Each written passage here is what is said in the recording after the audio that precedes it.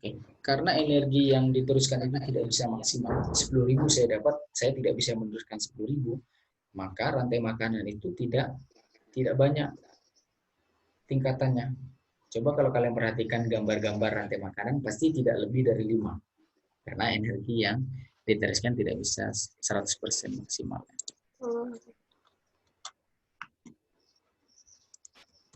Oke. 90% energi di makanan umumnya hilang akibat panas. Sehingga tingkatan trofik dalam ekosistem tidak bisa lebih dari 5. Ini adalah produktivitas primer dan produktivitas sekunder ya. Produktivitas primer ini kita bisa lihat misalnya di gambar pertama yang primer itu produktivitas grossnya 300 joule, kemudian untuk respirasi hilang 100 joule, maka yang disimpan di dalam jaringan tisu itu hanya 200 joule. Yang sekunderi ya, yang 200 joule tadi itu dipergunakan untuk berbagai kepentingan lainnya ya. Namun dalam berbagai kepentingan lainnya itu pun nanti bisa hilang ya, bisa hilang misalnya melalui feses, kemudian respirasi sel ya, respirasi sel, kemudian akan disimpan dalam jaringan ya. Jadi hanya dibagi-bagi lagi 100 joule hilang dalam feses, tisu hanya 33 joule, kemudian respirasi sel hanya 67 joule. Nah, di ekosistem itu bisa kita menghitung produktivitas bersihnya. Ya. Jadi produktivitas grossnya dikurangi dengan respirasi.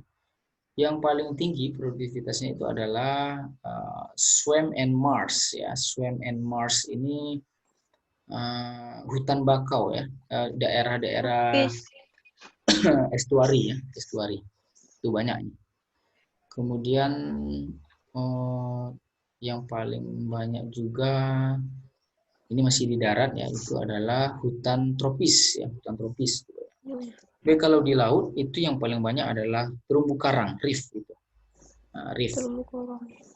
Ya, oh maaf, yang di darat itu yang swam and marsh itu yang lahan gambut ya. Lahan gambut. Lahan gambut. Daerah estuari itu masuk dalam daerah laut ya. Dia terbanyak kedua ya setelah terumbu karang. Jadi itu adalah energi bersih yang tersimpan di dalam sebuah ekosistem. Oke. Ini adalah sehingga kita bisa lihat jaring-jaring makanan itu tidak lebih dari 5 tingkatan. Dari produsen, herbivore, kemudian first level carnivore, second level carnivore, tidak lebih dari 5. Kemudian ada kita juga bisa membuat, kalau kita mempelajari ekosistem itu, piramida ekologi ya, piramida ekologi. Kepadatan populasi dan berat kering pada setiap tingkatan trofik itu disebut dengan piramida ekologi. Berapa jumlah organisme di setiap tingkatan trofik itu ya. Misalnya dalam gambar ini itu adalah produsen. Produsennya ada rumput dan tumbuhan lainnya itu sekitar 1.500.000 jumlah organismenya. Kemudian sampai ke yang paling atas itu hanya satu saja, snakes itu hanya satu saja. Kemudian piramida biomasa ya, menggambarkan berat organisme di setiap tingkatan trofiknya. Pada umumnya pada ekosistem energi dan massa semakin ke atas semakin hilang. Kita lihat di gambar ini piramida biomasa ya, di gambar yang atas ya. Ada biomasanya produsennya 800 gram per meter kubik ya. Itu ada diatom, kemudian cyanobacteria, kemudian rumput laut dan lain sebagainya. Sagittaria. Nah, itu biomasanya 809 gram per meter kubik. Sampai ke atas itu nanti biomasanya akan berkurang sehingga seperti biasa piramidanya untuk ujung runcing di atas. Tapi ada piramida terbalik seperti gambar yang di bawah ini. Misalnya fitoplanktonnya hanya 4 gram per meter kubik, tapi karnivor dan herbivornya lebih banyak. Lebih banyak. Nah, ini sama seperti itu terjadi pada ekosistem perairan ya. Ini sama seperti, oke, ada yang masuk. Oke. Nah, ini sama seperti kulkas ya. Kulkas dan orang yang gemuk ya, seperti gambar di samping. Meskipun isi kulkasnya sedikit, tapi orang gemuk ini dia tetap gemuk seperti itu karena dia selalu mengambil makanan di kulkas. Nah, kenapa makanan di kulkas itu tidak habis? Karena selalu didaur ulang. Habis, beli lagi. Masukkan kulkas, ambil, makan, habis, beli lagi. Jadi seperti itu. Meskipun si produsennya sedikit, tapi karena dia apa namanya itu, siklusnya selalu diisi ulang terus, maka dapat memenuhi kebutuhan tingkatan trofik yang kedua dalam jumlah yang banyak. Seperti pada perairan itu, fitoplanktonnya lebih sedikit jumlahnya daripada si zooplankton. Ini karena fitoplanktonnya dia cepat beregenerasi, ya, cepat bereproduksi. Habis tumbuh lagi, sehingga zooplanktonnya pun bisa banyak.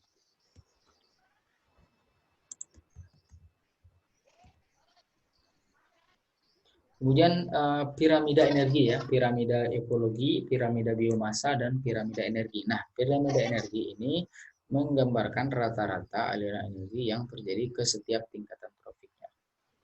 Kalau piramida ini tidak pernah terbalik ya, karena energi yang ditransfer seperti yang saya bilang tadi itu pasti jumlahnya lebih sedikit, ya, lebih sedikit, tidak pernah terbalik. Jadi produsen misalnya 20.810 kilokalori per meter kubik per tahun ya, sampai ke atas nanti hanya 21 kilokalori saja per tahunnya. Kemudian di ekosistem kita juga mempelajari siklus nutrien ya. Nah, jadi siklus-siklus biogeokimia, siklus fosfor, siklus air dan sebagainya itu dipelajari di siklus ini. Misalnya energi matahari masuk, kemudian digunakan oleh tumbuhan, kemudian tumbuhan dimakan oleh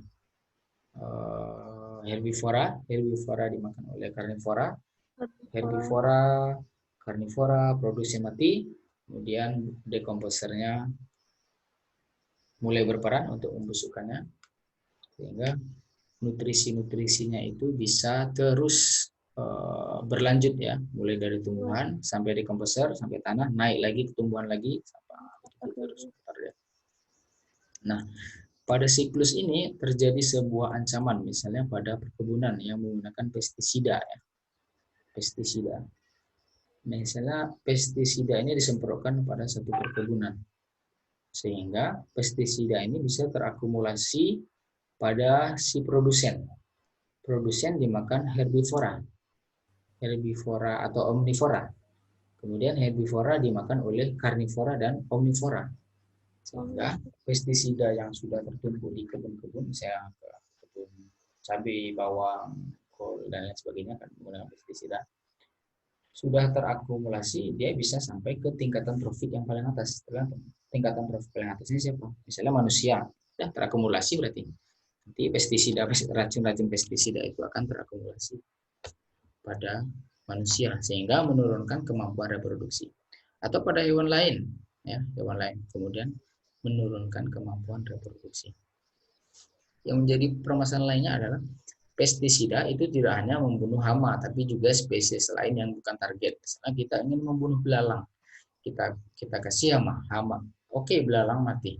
Tapi belum tentu belum tentu belalang saja yang mati, mungkin hewan lain yang mati, semut misalnya, cacing misalnya di bawah sana, sehingga tidak tepat penggunaan pestisida.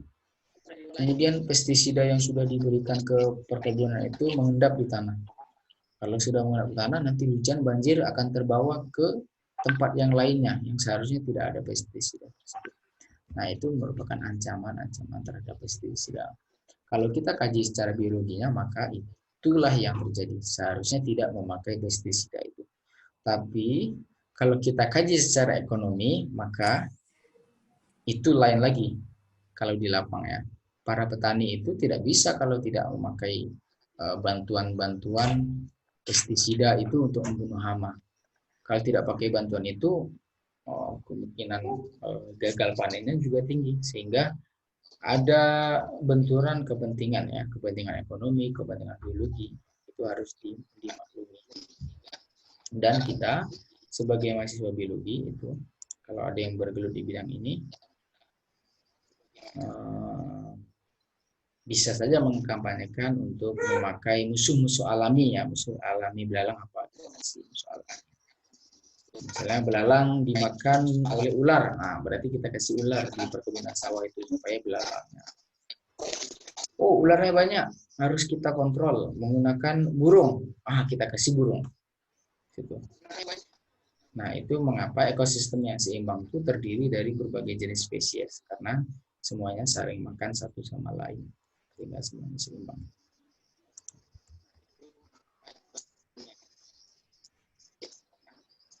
Kemudian yang ingin saya terangkan adalah kompetisi dan karakter displacement. Di dalam ekosistem itu kompetisi merupakan sesuatu yang tidak bisa dihindari. Satu spesies dengan spesies lainnya itu saling berkompetisi untuk mendapatkan sumber daya. Misalnya kalau kalian pernah lihat channel-channel hewan ya, channel-channel hewan, kalian akan melihat misalnya buaya ada di sana, kemudian datang singa, datang rusa, datang lainnya, nah, maka bisa jadi di sana ada kompetisi untuk mendapatkan dan menguasai sumber daya tersebut. Nah, nanti bisa jadi rusanya dimakan buaya.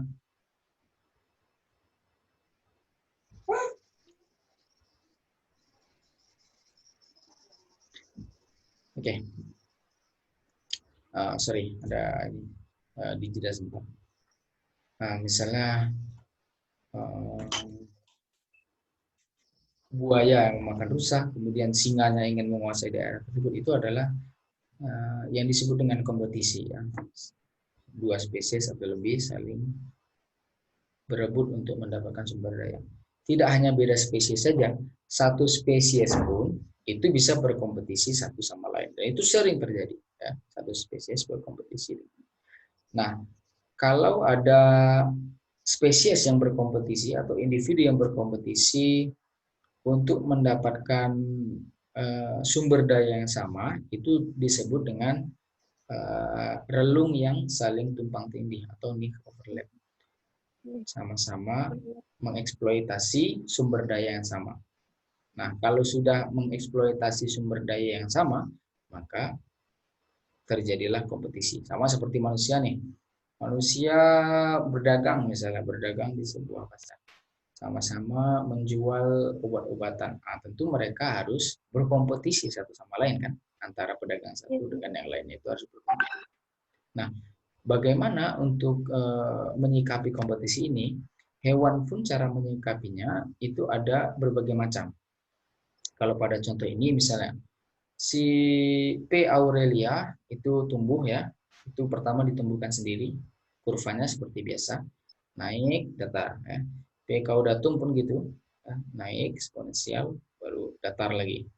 Tapi ketika mereka ditumbuhkan bersama-sama, kita lihat yang warna biru itu P. aurelia itu lebih mendominasi, sedangkan P. caudatum itu menurun populasinya.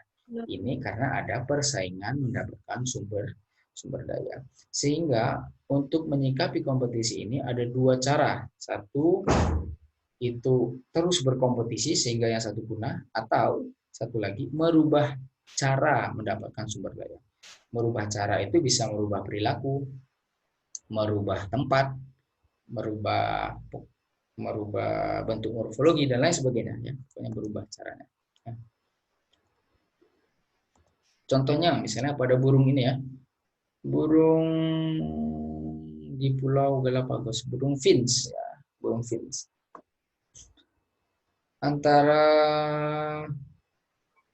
Fuliginosa, Fortis dan Magnerostris itu memiliki paruh yang berbeda karena mereka memanfaatkan sumber daya yang berbeda.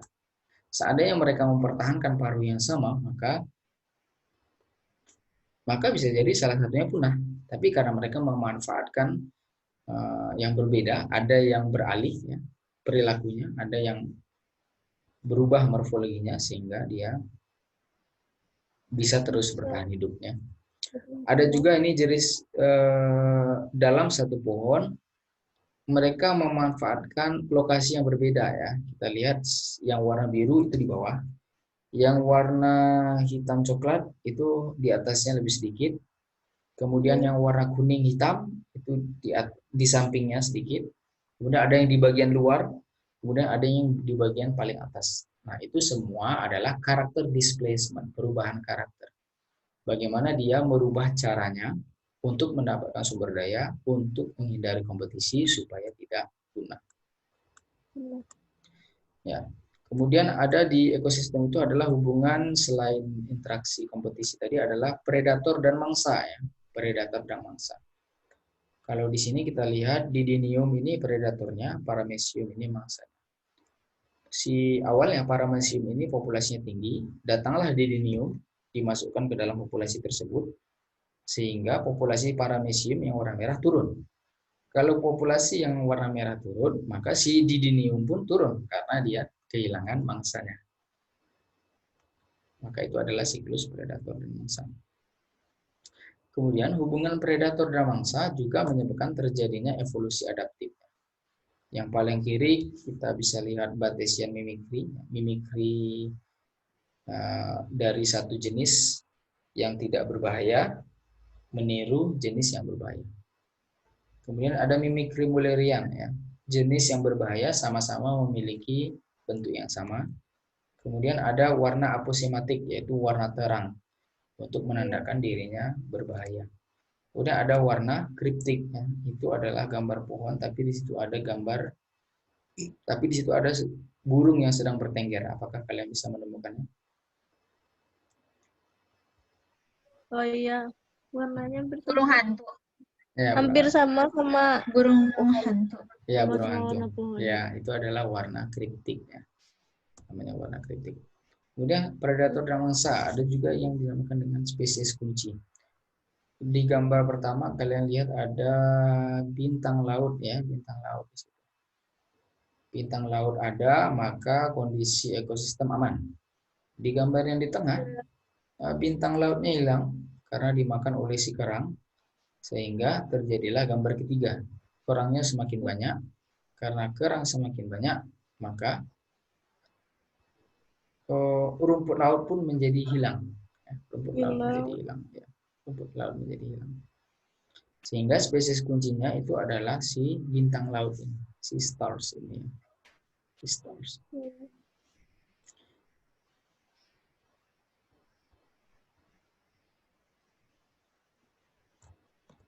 Oke. Apakah ada pertanyaan?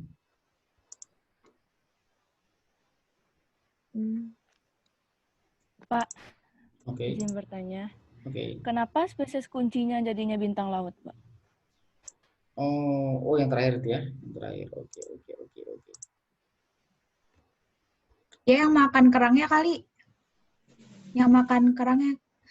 Kalau nggak ada yang makan kerangnya kan nanti kerangnya makin bebas. Oke. Bintang laut kan dimakan kerang. Tapi kan Iya, betul. kenapa dipengaruhi oleh hilangnya spesies kunci? Iya, oke. Pertanyaannya betul, saya kira ada revisi ya. Jadi bukan bintang lautnya di sini ya. Tapi di sini adalah some mussels eaten, making room for other spesies ya. Oke. Jadi si kerangnya ini itu dimakan oleh si bintang lautnya. Ya. Jadi ketika bintang lautnya ini hilang, maka yang mengendalikan populasi si kerang itu tidak ada.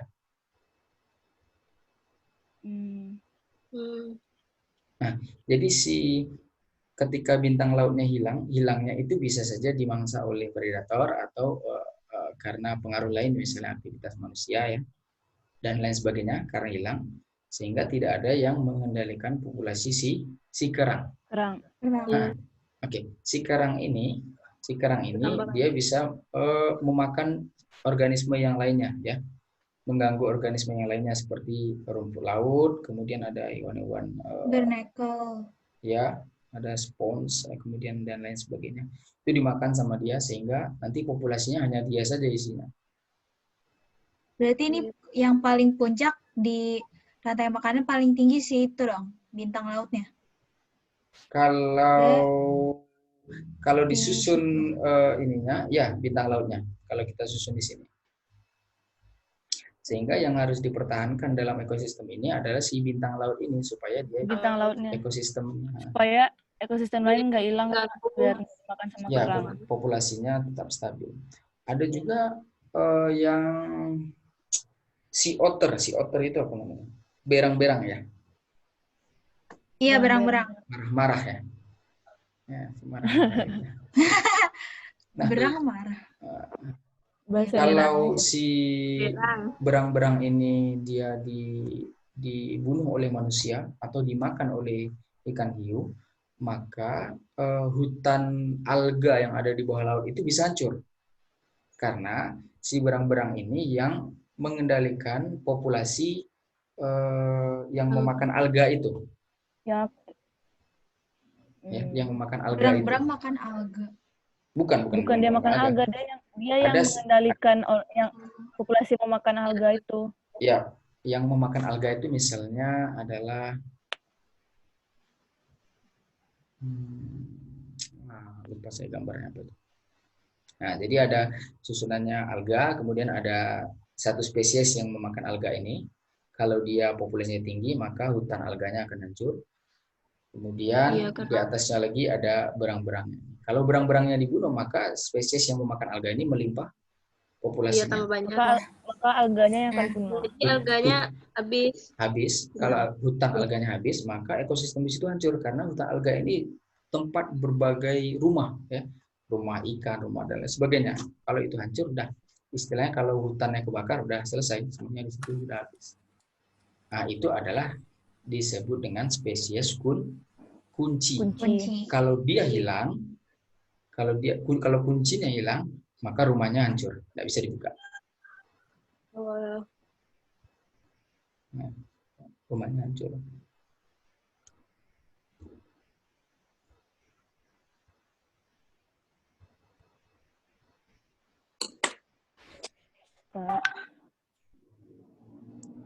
Ada lagi yang bertanya? Stop share. Stop recording.